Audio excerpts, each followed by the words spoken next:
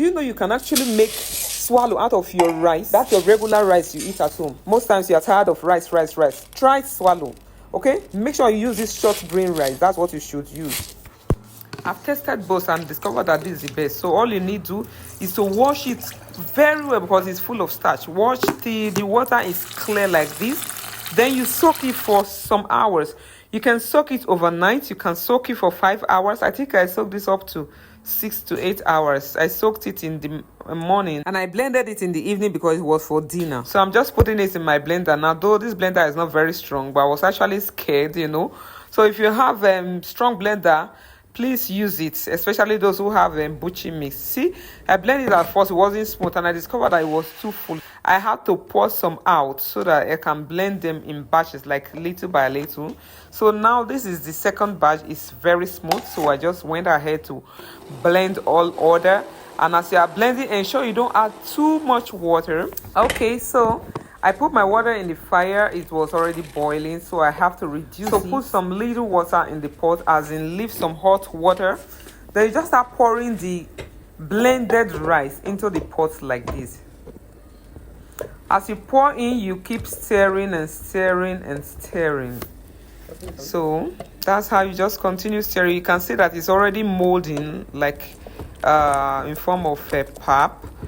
So how do you all know that it's cooked? You see that it's very, very white at this point in time, yeah? It's white, like chalk white. When it's cooked, you see that it has a kind of creamy color, like milk color. Yeah, that's how it is. So as you are stirring it, you keep adding water because it's usually very hard.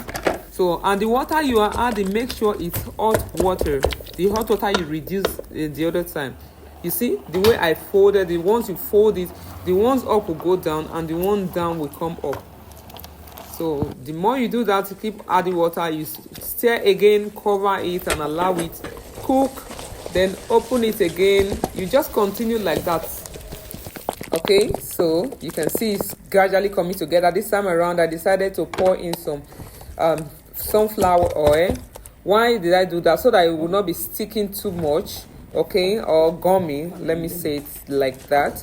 So it's already dry. Can you see how stretchy or how it is like pounded yam? Oh my gosh, this is so nice.